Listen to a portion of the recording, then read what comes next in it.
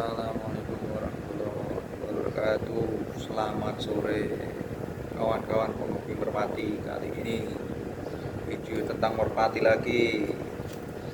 Saya kepingin melanjutkan dulu modifikasi sifat. Nah, ini modifikasi sifatnya adalah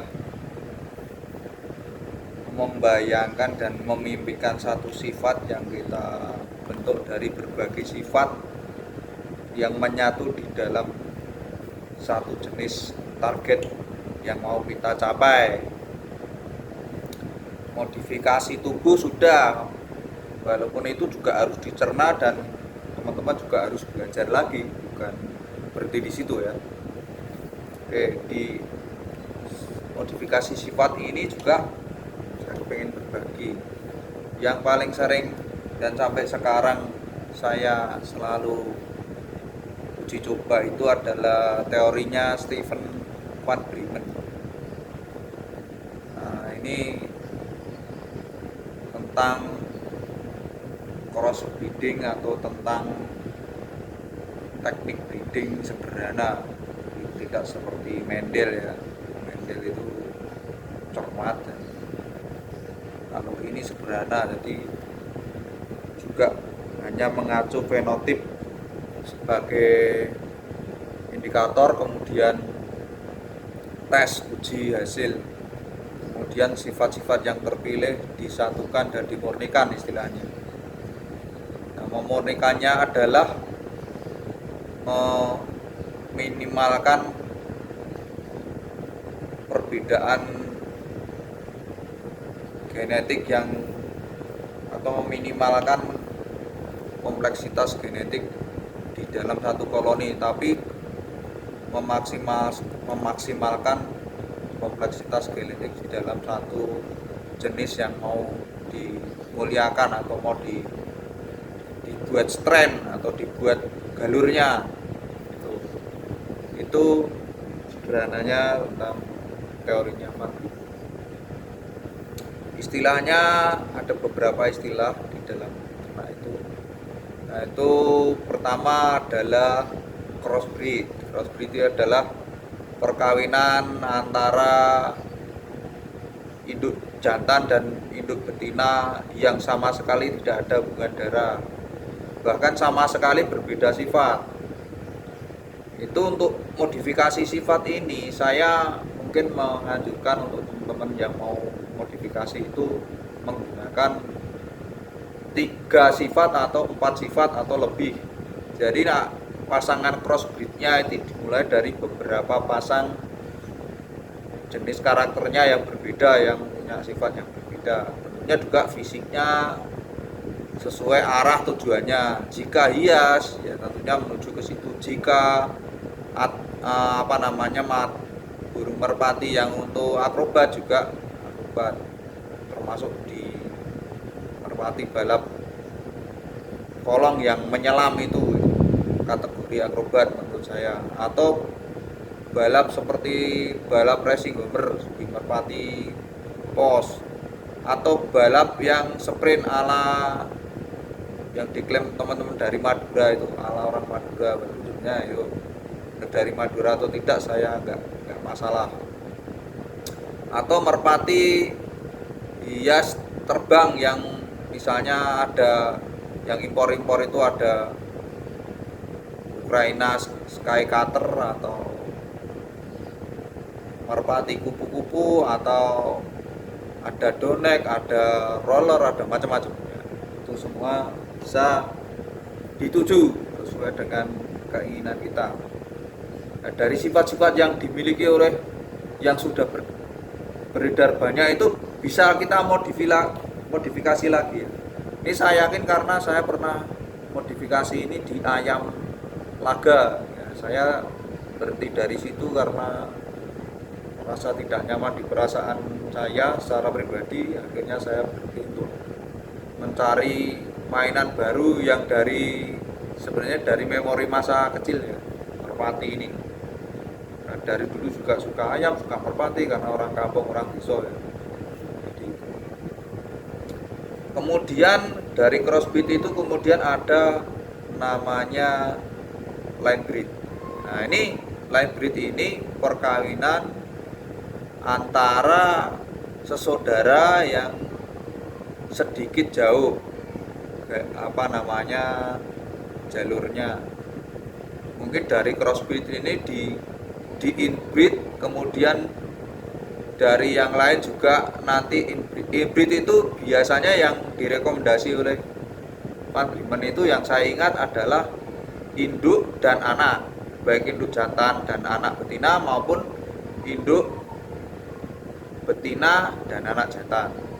Ya, arahnya mau dikemanakan, mau menuju ke dominan induk betina atau dominan jantan, itu bisa di situ. Setelah itu baru mungkin keturunan selanjutnya yang ada hubungan darah itu diketemukan lagi untuk memurnikan atau apa ya, untuk meminimalkan kompleksitas sifatnya. Tuh, didekatkan pada yang mau kita siapkan sebagai parent nantinya. Jadi dari inbreed itu kemudian karena di inbreed itu asumsinya atau mungkin juga sudah hasil kesimpulan inbreed itu cenderung lemah, baik lemah untuk dikompetisikan maupun lemah secara ketahanan tubuhnya atau lemah fisiknya, mungkin kerdil atau cacat seperti itu. Maka dibuat lagi line breednya. Nanti mungkin dibalik lagi kembali inbreednya. Kemudian setelah siap baru istilahnya dibuat super breednya, adalah yang hasil crossbreed yang sudah sesuai yang disiapkan untuk induk. Belum induk hasil ya, ini induk intermediate-nya, induk tengah-tengah yang menuju sifat yang mau kita tuju. Itu dimurnikan dulu. Jadi mungkin diturunkan beberapa keturunan dari saudara-saudara sedarah itu sampai benar-benar istilahnya murni dari galur yang sebelah ya, galur misalnya X atau Z atau A B C D ya, nantinya itu galur yang mau kita siapkan untuk parentnya itu. Setelah murni itu yang kemudian juga disebut super breed tahap 1 itu untuk memurnikan galur itu sifat-sifat yang sudah setengah jalan kita tuju. Kemudian berikutnya dari beberapa crossbreed pertama tadi mungkin ada 4 pasang atau 4 burung yang beda sifat, kemudian atau 6 burung yang beda sifat, atau teman-teman mau capaiannya mau bikin sifat seperti apa yang mau ditarget. Tentunya ini butuh waktu yang lama, maka disebut seni beternak ya, karena hasilnya nanti mungkin tidak langsung bisa diterima oleh penghobi yang mau kita jadikan kita tarik menjadi follower kita, belum tentu bisa diterima ya. Itu belakang aja, mikirnya yang kita capai dulu. Mungkin nanti akan dimainkan di mana, di mainan balap, di mainan kupu, atau di mainan hias, atau ya apapun, atau di akrobat seperti itu. Rata-rata di komunitas yang saya masuki itu tidak suka seperti itu, karena kan lama, kemudian ya butuh waktu, biaya, dan hasilnya belum tentu, belum pasti. Tapi saya justru di situ senangnya, karena saya senang bermain pikiran ya, bermain pikiran dibuktikan dengan hasil eksperimen. Seperti itu kalau saya senangnya. Kemudian bagaimana kalau orang yang pebisnis? Ya pebisnis mungkin kalau di negara lain ada, tinggal ngutip-ngutip super breed dikembangkan di Indonesia, langsung hasilnya dijual, ya sudah seperti itu.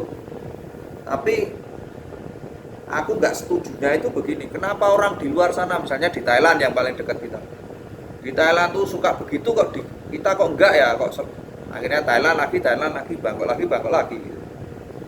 Jadi Indonesia apakah tidak bisa? Ya tentunya bisa, hanya orangnya mau atau tidak. Terus kemudian disiplin atau tidak, seperti itu. Nah saya ini yang seneng seperti orang yang menginspirasi saya, Tanbak dan apa namanya, Tanbak atau siapa ya dulu yang dari Thailand, untuk ayam itu. Kemudian Stephen Van Giepen ini dari Belanda setahu saya, atau dari Belgia ya, saya lupa. Belanda saya ingat namanya ya, nama Belanda. Itu yang saya jadikan referensi. Kalau mau belajar ya tentunya lebih banyak lagi istilah-istilahnya. Ini yang mudahnya aja, jadi awam bisa, walaupun awam yang pemimpi kayak saya bisa mengamalkan. Kemudian setelah siap semua, misalnya sudah ketemu, punya parent jantan AB dan parent betina CD misalnya. AB ini punya dua sifat yang jadi sudah menyatu, sudah sudah murni, sifatnya sudah merata ya di anak-anaknya, mempunyai karakter yang bagaimana. Misalnya kalau yang buat balapan tentunya yang giringannya keras, entah itu nanti tembak atau ninggal itu selera, atau akrobatik atau manuvernya. Tuh, misalnya yang model manuvernya bagaimana yang disukai, tentunya ya giringannya kuat. Kemudian itu. Kemudian dari betina misalnya yang sifatnya mungkin cerdas atau sifatnya jalur, seperti itu kalau yang buat balapan. Yang lain-lainnya tentunya ditentukan masing-masing kita yang mau membuat sifat baru ini ya, modifikasi sifat baru ini. Seperti ini. Setelah itu kemudian ada crossbreed kedua namanya, dari ABCD tadi. Dari crossbreed kedua ini mau targetnya kan sifat ABCD jadi satu, di satu, mungkin satu turunan itu sifatnya targetnya sama semua satu turunan itu. Jadi ada sifat A di situ, di satu koloni atau di satu jenis merpati, kemudian B juga ada di satu jenis, CD juga. Jadi A, B, C, D jadi satu jenis merpati. Nah itu untuk memudahkan bagaimana membayangkan modifikasi sifat ini. Kemudian setelah berhasil ya, dari sampel-sampel yang berhasil itu dipisah, disendirikan. Itu yang dimuliakan, disendirikan. Mungkin perawatan ekstra dan lain-lain. Nanti yang diperbanyak dari hasil yang sudah sifatnya ABCD itu. Mungkin dari line breed lagi, inbreed lagi, line breed lagi, seperti itu. Sampai kemudian kalau sudah siap mungkin perlu juga namanya jadi super breed atau sudah murni darahnya, dan keturunannya selalu punya sifat ABCD, yaitu kita namakan super breednya, seperti itu. Kemudian setelah itu untuk memecah ketahanan tubuhnya biar kuat, karena dipecah harus di crossbreed lagi, ya itu perlu persiapan lagi. Makanya sampelnya banyak tadi saya sebut di awal. Mungkin yang punya sifat ABCD yang galurnya lain darah, tapi punya sifat ABCD juga. Jadi double ABCD nanti jatuhnya. ABCD ketemu ABCD tapi beda jalur breedingnya. Itu nanti harapannya atau insya Allah kalau orang muslim, tentuannya Allah bagaimana, itu bisa lebih tahan tubuhnya. Fisiknya juga tidak mempunyai kekurangan. Itu